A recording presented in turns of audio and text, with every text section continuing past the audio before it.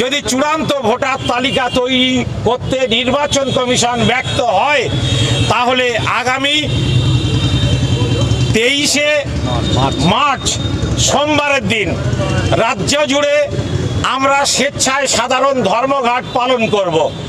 যারা গাড়ি চালাচ্ছেন তারা স্বেচ্ছায় ওই দিন বাড়িতে বসে থাকবেন। যারা অফিসে যান তারা অফিসে না গিয়ে বাড়িতে থাকবেন। যারা হাটে বাজারে যান তাদের কাছেও আমরা অনুরোধ করছি যে আগামী 23 তারিখে আপনারা বাড়িতেই থাকবেন, কেউ বাড়ির বাইরে বার হবেন না।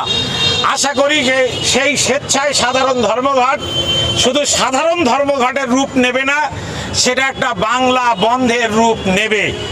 60 লক্ষ মানুষকে, 60 লক্ষ নাগরিককে ভোটাধিকার কেড়ে নেবে। জ্ঞানেশ কুমার তিনি কলকাতা বিমানবন্দরে নেমে একটু ভিলেনদের মতো করে হাত নেড়ে তিনি আবার দুদিন কলকাতা সফর করে দিল্লিতে ফিরে যাবেন, কিন্তু মানুষের কোনো সুরাহার নির্দেশনা তিনি দিতে পারবেন না।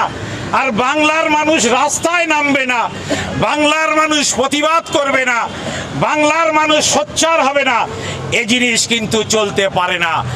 আমরা পরিষ্কারভাবে আগামী 23শে মার্চ সোমবার সাধারণ ধর্মঘট, স্বেচ্ছা ধর্মঘটের মধ্য দিয়ে সম্পূর্ণভাবে বাংলাকে স্তব্ধ হবে এবং জ্ঞানেশ কুমার, মহামান্য রাষ্ট্রপতি, নির্বাচন কমিশন, কেন্দ্রীয় সরকার তাদেরকে বুঝিয়ে দিতে চাই তারা যে হিটলারি শাসন পশ্চিমবাংলার মানুষের উপরে চাপিয়ে দিতে চাইছেন, পশ্চিমবাংলার মানুষ সেই হিটলারি শাসন বরদাস্ত করবে না। দুদিন ধরে জাতীয় নির্বাচন কমিশনের পুরো টিম কলকাতায় এসেছেন, মিটিং করেছেন, কিন্তু এই 60 লক্ষ মানুষের ভোটার তালিকায় নাম নথিভুক্ত করার ক্ষেত্রে, চূড়ান্ত করার ক্ষেত্রে কোনো ইতিবাচক ঘোষণা এখনও দেননি। সাংবাদিক বন্ধুরা তাকে প্রশ্ন করেছিলেন। অপদার্থ ব্যর্থ জ্ঞানেশ কুমার তিনি কিন্তু সাংবাদিকদের প্রশ্নর উত্তর দিতে না পেরে তিনি সাংবাদিক বৈঠক ছেড়ে পালিয়ে গিয়েছেন।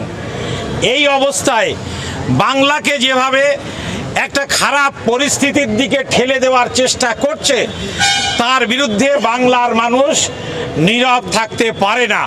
সেটা আজকের লিখিতভাবে রাজ্য মুখ্য নির্বাচন আধিকারিকের দপ্তরে আমরা বিভিন্ন সংগঠনের পক্ষ থেকে স্মারকলিপি দিয়ে তা পরিষ্কারভাবে জানিয়ে দিয়েছি।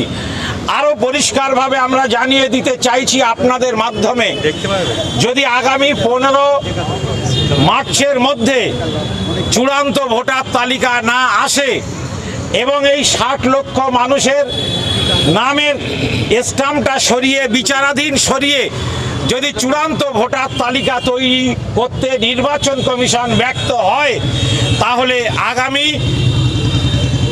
23শে মার্চ সোমবারের দিন রাজ্য জুড়ে আমরা স্বেচ্ছায় সাধারণ ধর্মঘট পালন করব। যারা গাড়ি চালাচ্ছেন তারা স্বেচ্ছায় ওই দিন বাড়িতে বসে থাকবেন।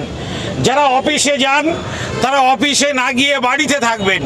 যারা হাটে বাজারে যান তাদের কাছেও আমরা অনুরোধ করছি যে আগামী 23 তারিখে আপনারা বাড়িতেই থাকবেন, কেউ বাড়ির বাইরে বার হবেন না। আশা করি যে সেই স্বেচ্ছায় সাধারণ ধর্মঘট শুধু সাধারণ ধর্মঘটের রূপ নেবে না, সেটা একটা বাংলা বন্ধের রূপ নেবে। 60 লক্ষ মানুষকে, 60 লক্ষ নাগরিককে ভোটাধিকার কেড়ে নেবে। জ্ঞানেশ কুমার তিনি কলকাতা বিমানবন্দরে নেমে একটু ভিলেনদের মতো করে হাত নেড়ে তিনি আবার দুদিন কলকাতা সফর করে দিল্লিতে ফিরে যাবেন, কিন্তু মানুষের কোনো সুরাহার নির্দেশনা তিনি দিতে পারবেন না। আর বাংলার মানুষ রাস্তায় নামবে না, বাংলার মানুষ প্রতিবাদ করবে না, বাংলার মানুষ সোচ্চার হবে না, এ জিনিস কিন্তু চলতে পারে না। আমরা পরিষ্কারভাবে আগামী 23শে মার্চ সোমবার সাধারণ ধর্মঘট, স্বেচ্ছা ধর্মঘটের মধ্য দিয়ে সম্পূর্ণভাবে বাংলাকে স্তব্ধ হবে এবং জ্ঞানেশ কুমার, মহামান্য রাষ্ট্রপতি, নির্বাচন কমিশন, কেন্দ্রীয় সরকার তাদেরকে বুঝিয়ে দিতে চাই তারা যে হিটলারি শাসন পশ্চিমবাংলার মানুষের উপরে চাপিয়ে দিতে চাইছেন, পশ্চিমবাংলার মানুষ সেই হিটলারি শাসন বরদাস্ত করবে না। আজকের আমরা একাধিক যে সংগঠনের পক্ষ থেকে এখানে এসেছি, আপনারা জানেন আমরা সংখ্যালঘু যুব ফেডারেশন থেকে আছি, ইমাম সংগঠন আছে জমিয়তুল আইম্মা ওয়াল উলামা, আমাদের ওয়েলফেয়ার পার্টি অফ ইন্ডিয়া আছে, আমাদের অল ইন্ডিয়া তৌহিদি জনতা আছে, ইমাম অ্যাসোসিয়েশন আছে ভাঙড় থেকে, বিভিন্ন সংগঠন থেকে যারা এসেছেন তারা কিন্তু এই সঙ্গে সহমত পোষণ করে আমরা আজকে শুধুমাত্র রাজ্যের সাধারণ সংগঠনগুলো, অরাজনৈতিক সংগঠনগুলোর কাছে দাবি জানাচ্ছি না, এর পাশাপাশি আমাদের এখানে দলিত সংগঠন আছেন, আদিবাসী ভাইরা এসেছেন, তাদের পক্ষ থেকেও আমরা ঘোষণা করছি এবং রাজ্যের অরাজনৈতিক সংগঠনগুলোর পাশাপাশি বিভিন্ন রাজনৈতিক দলগুলোর কাছেও আমরা আবেদন জানাচ্ছি যে তারা যেন আগামী 23শে মার্চ রাজ্যে যে স্বেচ্ছায় সাধারণ ধর্মঘট, যে ধর্মঘট বাংলা বন্ধের রূপ নেবে, সেই ধর্মঘটে যেন বিজেপি বিরোধী সমস্ত রাজনৈতিক দলগুলো আমাদের সমর্থন জানায় এবং আমরা তারাও যেন সাংগঠনিকভাবে এই ধর্মঘটে অংশ নেয়।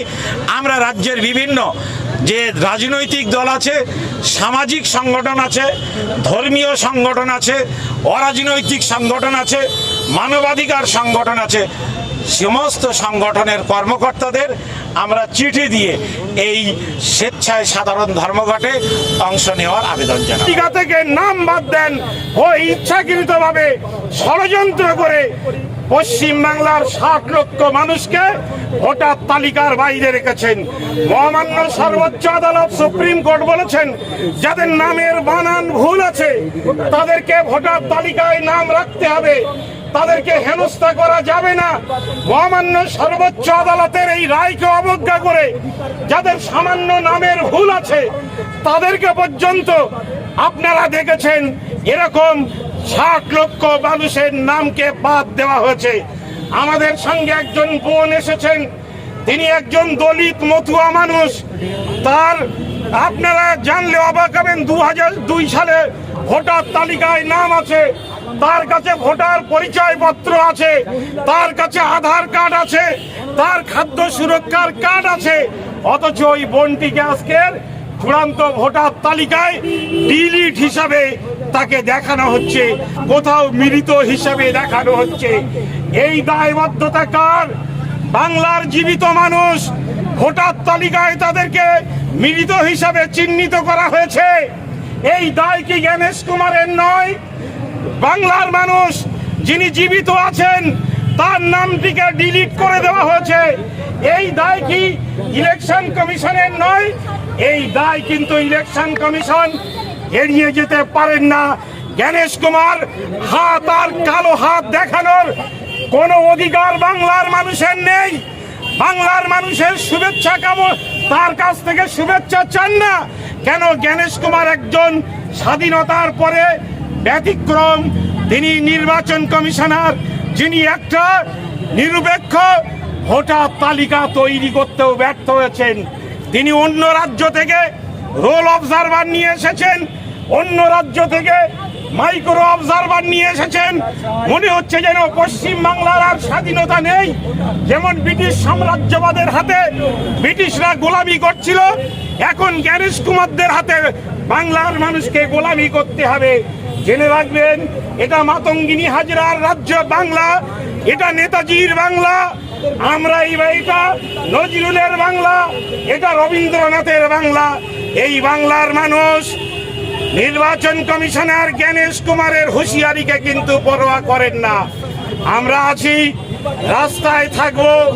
জেনে রাখবেন, 15 তারিখের মধ্যে যদি সাপ্লিমেন্টারি ভোটার তালিকা প্রকাশিত না হয় এবং এই 60 লক্ষ মানুষকে যদি ভোটার তালিকায় অন্তর্ভুক্ত করা না হয়, তাহলে ঈদের পর কিন্তু পশ্চিমবাংলার মানুষ হিন্দু মুসলমান শিখ ইসাই ঐক্যবদ্ধভাবে জোরদার আন্দোলন করার জন্য